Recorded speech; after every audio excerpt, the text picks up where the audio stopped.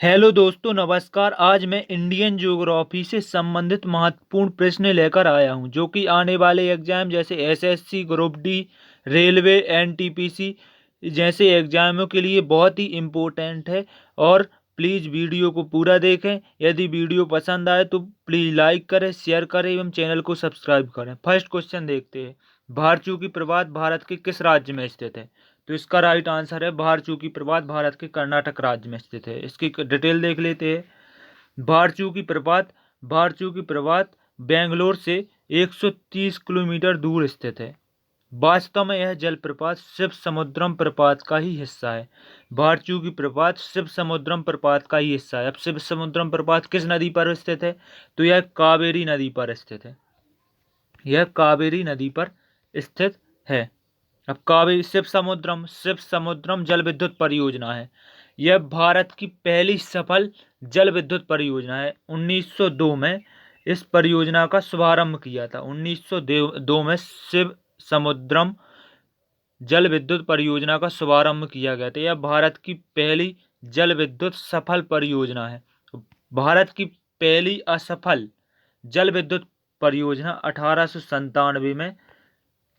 1897 में पश्चिम बंगाल के दार्जिलिंग में शुभारंभ की थी, लेकिन यह असफल हो गई थी। पहली जल विद्युत परियोजना कहाँ स्थापित की गई थी? दार्जिलिंग में की गई थी। 1897 में यह असफल हो गई थी। और भारत की पहली सफल विद्युत परियोजना 1902 में प्रारंभ की गई थी, शिव समुद्रम। अब कर्नाटक की राजधानी कहाँ क्या है? कर्नाटक की राजधानी बेंगलुरु है। बेंगलुरु में इसरो का मुख्यालय है। इसरो की ये स्थापना कब हुई थी? इसरो की स्थापना 1969 में हुई थी। 1969 में हुई थी। अब कर्नाटक में धारवाड़ क्रम की चट्टानें पाई जाती हैं, जिसमें खनिज बहुत अधिक मात्रा में पाई जाती है। धारवाड़ क्रम की चट्टानों में खनिज बहुत अधिक मात्रा में पाई जाती है। भारत में सोना सर्वाधिक मात्रा में कर्नाटक राज्य में ही मिलता है। यहाँ पर कोलार की खदान है, जहाँ से सोना निकाला जाता है। नेक्स्ट क्वेश्चन देखते हैं। भारत ओमान रिफाइनरी लिमिटेड में से किस रिफाइनरी का कार्य करता है? भारत ओमान रिफाइनरी लिमिटेड में से किस रिफाइनरी का कार्य करता है? तो इसका राइट आंसर है भारत ओमान रिफाइनरी के साथ बीना रिफाइनरी में कार्य करता है, जिसका राइट आंसर है बीना रिफाइनरी। अब इसकी डिटेल देख लेते हैं। बिना तेल शोधन कारखाना मध्य प्रदेश के सागर में स्थित है। तेल शोधन कारखाना मध्य प्रदेश के सागर में स्थित है। इस तेल शोधन की स्थापना वर्ष 2011 में भारत ओमान रिफाइनरी लिमिटेड ने की थी। किसने? बिना तेल शोधन कारखाना कहाँ पर स्थित है? सागर में स्थित है। इसकी स्थापना कब हुई थी? 2011 में हुई थी, तथा ओमान के सहयोग से इसकी स्थापना की गई थी। अब मध्य प्रदेश की राजधानी क्या है? भोपाल। भोपाल में भोजताल स्थित है। भोजताल भोपाल में स्थित है। भोजपुर कहाँ पर स्थित है?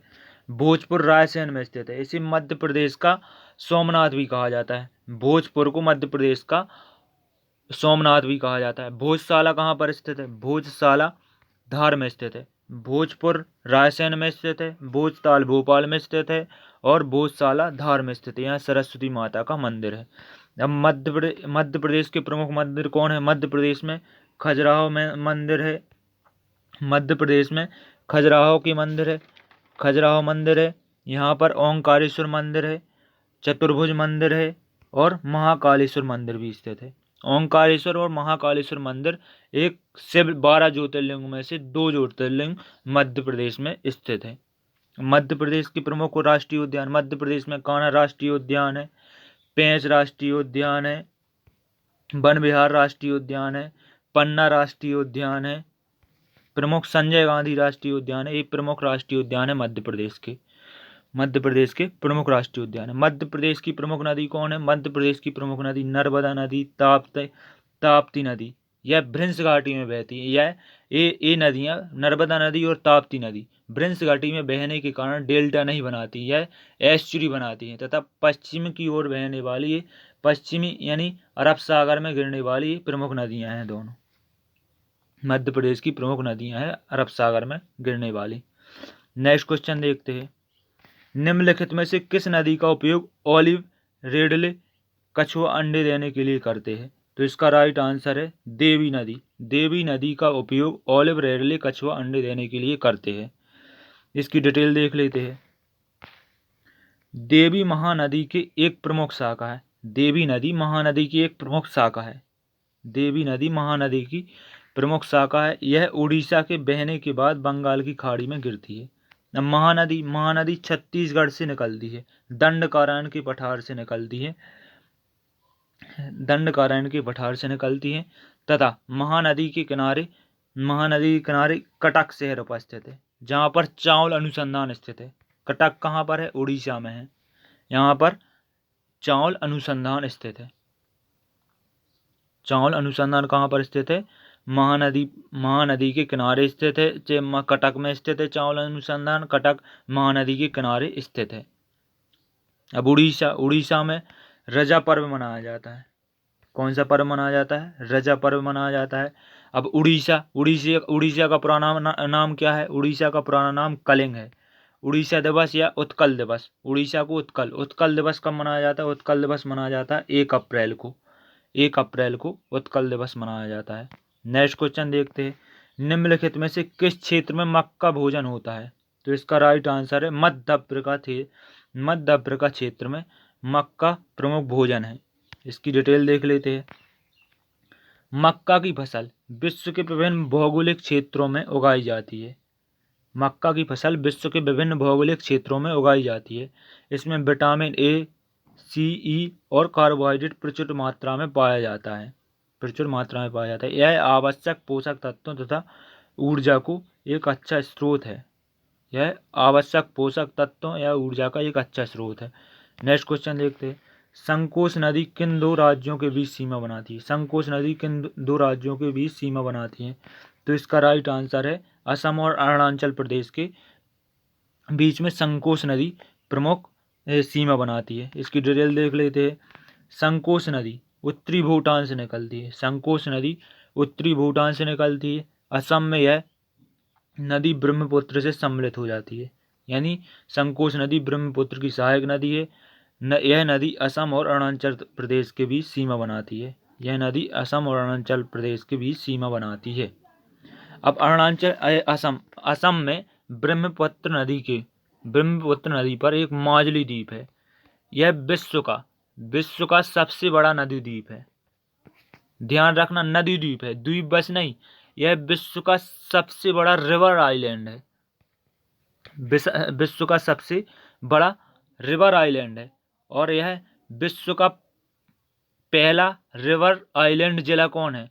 तो माजुली को जिला घोषित किया है असम ने। यह रिवर आइलैंड जिला है, डिस्ट्रिक्ट है। असम का रिवर आइलैंड डिस्ट्रिक्ट है एक, जहाँ पर लोग रह सकते हैं। अब असम ब्रह्मपुत्र की तीस्ता एक सहायक नदी है जो सिक्किम से निकलती है। तीस्ता को सिक्किम की जीवन रेखा कहा जाता है। ब्रह्मपुत्र नदी का उद्गम कहाँ से हुआ है? ब्रह्मपुत्र नदी का उद्गम मानसरोवर झील से हुआ है। नेक्स्ट क्वेश्चन देखते हैं। पीर पंजाल पर्वत श्रेणी किस राज्य में स्थित है? तो इसका राइट आंसर है पीर पंजाल श्रेणी जम्मू कश्मीर राज्य में स्थित है। पीर पंजाल श्रेणी किसका हिस्सा है? पीर पंजाल श्रेणी हिमालय के मध्य भाग का, मध्य हिमालय का हिस्सा है। मध्य हिमालय को लेसर हिमालय भी कहा जाता है। यह इसमें विभिन्न फोल्ड पाई जाती है, यानी बेली पाई जाती है। इस मध्य हिमालय में कश्मीर बेली पाई जाती है, कुल्लू बेली पाई जाती है। पीर पंजाल श्रेणी के अलावा यहाँ पर हिमाचल प्रदेश में धौलाधर श्रेणी, महाभारत श्रेणी है नेपाल में, और नाग तिब्बत श्रेणी है उत्तराखंड में। मध्य हिमालय को विभिन्न श्रेणियों में बांटा गया है। जैसे पीर पंजाल श्रेणी है जम्मू कश्मीर में है। धौलाधर श्रेणी हिमाचल प्रदेश में है। नाग तिब्बत है उत्तराखंड में। महाभारत श्रेणी है नेपाल में। नेक्स्ट क्वेश्चन देखते हैं। पीर पंजाल श्रेणी डिटेल देखते हैं। पीर पंजाल श्रेणी आंतरिक हिमालय में स्थित है। यह पूर्व पश्चिम की ओर हिमाचल प्रदेश और जम्मू कश्मीर और पाकिस्तान अधिकृत कश्मीर में स्थित है। इसकी ऊंचाई 1400 मीटर से 4100 मीटर की ऊंचाई पर स्थित है। भारत में अधिकतर किस प्रकार के वन पाए जाते हैं? भारत में अधिकतर उष्णकटिबंधीय पर्णपाती वन पाए जाते हैं। राइट आंसर ए होता है। अब भारत में किस प्रकार की वर्षा होती है? भारत में मानसूनी उष्णकटिबंधीय जलवायु पाई जाती है। भारत में उष्णकटिबंधीय मानसूनी जलवायु पाई जाती है, यानी मानसून के अनुसार वर्षा होती है। भारत में सर्वाधिक वर्षा किस मानसून से होती है? भारत में सर्वाधिक वर्षा दक्षिण पश्चिम मानसून से होती है। किस मानसून से होती है? दक्षिण पश्चिम मानसून से होती है। भारत में सबसे कम वर्षा उत्तर पूर्वी मानसून से होती है। उत्तर पूर्वी मानसून से सबसे कम क्यों होती है? क्योंकि ये उत्तर पश्चिम मानसून से चलने वाली वर्षा में पवने में आर्द्रता नहीं होती है। अब जलवायु, भारत का सबसे बड़ा जलवायु विभाजक का कार्य कौन करता है? भारत में जलवायु विभाजक का कार्य हिमालय करता है सबसे बड़ा। यह चीन से आने वाली ठंडी पवनों को भारत में प्रवेश नहीं करने देता है, और इसी कारण यह सबसे बड़ा जलवायु विभाजक का कार्य करता है। नेक्स्ट क्वेश्चन देखते हैं, डिटेल देख लेते हैं इसकी। भारत में अधिकतर उष्णकटिबंधीय पर्णपाती वन पाए, इन्हें मानसून वन भी कहा जाता है। यह वन 70 से 200 सेंटीमीटर वर्षा वाले क्षेत्र में पाए जाते हैं। इन वनों में चंदन, शीशम, महुआ, साल, टीक और बांस के वृक्ष पाए जाते हैं। नेक्स्ट क्वेश्चन देखते हैं, बिना ऑक्सीजन आपूर्ति के माउंट एवरेस्ट की चढ़ाई करने वाले पहले व्यक्ति कौन थे? तो इसका राइट आंसर है राइनहोल्ड मैसनर। इसकी डिटेल देख लेते हैं। जर्मनी के राइनहोल्ड मैसनर ने 1978 में पीटर हॉवलेर के साथ बिना ऑक्सीजन के माउंट एवरेस्ट पर चढ़ाई की थी। वे समुद्र तल से 8000 मीटर से अधिक ऊंचाई वाली सभी पर्वतों पर चढ़ाई करने वाले पहले व्यक्ति बने। नेक्स्ट क्वेश्चन देखते हैं, भारत भूमध्य रेखा के उत्तर में स्थित अक्षांश के बीच में स्थित है। तो इसका राइट आंसर है 8 डिग्री 4 से 37 डिग्री 6। इसकी डिटेल देख लेते हैं। भारत पूर्ण रूप से भूमध्य रेखा के उत्तर में 8 डिग्री 4 से 37 डिग्री 6 अक्षांश और 68 डिग्री 7 से 97 डिग्री, यहाँ पर 97 डिग्री 25 पूर्वी देशांतर पर स्थित है। 97 डिग्री। इसका सबसे उत्तरी हिस्सा क्या है? इसका सबसे ऊपरी हिस्सा इंद्रकोल है। क्या है? इंद्रकोल। सबसे दक्षिणी हिस्सा यानी साउथ मोस्ट हिस्सा, दूबों शायद इसका साउथ मोस्ट हिस्सा है इंदिरा पॉइंट, जिसे पिग्मेलियन पॉइंट कहा जाता है। पूर्वी हिस्सा है किबिथु, जो कि अरुणाचल प्रदेश में है, एवं पश्चिमी हिस्सा है गौहर माता, जो कि गुजरात में स्थित है। नेक्स्ट क्वेश्चन देखते हैं, काचिन पहाड़ियाँ भारत के किस देश के साथ सीमा का निर्माण करती हैं? तो इसका राइट आंसर है म्यांमार के साथ काचिन की पहाड़ियाँ भारत के म्यांमार देश के साथ सीमा का निर्माण करती हैं। इसकी डिटेल देख लेते हैं। काचिन पहाड़ियाँ म्यांमार के सुदूर उत्तर पूर्वी काचिन राज्य में स्थित है। यह भारत और म्यांमार के बीच सीमा का निर्माण करती है। यह पहाड़ी अरुणाचल प्रदेश के साथ लगती हैं। तो आज के मोस्ट इम्पोर्टेंट जियोग्राफी के क्वेश्चन समाप्त होते हैं।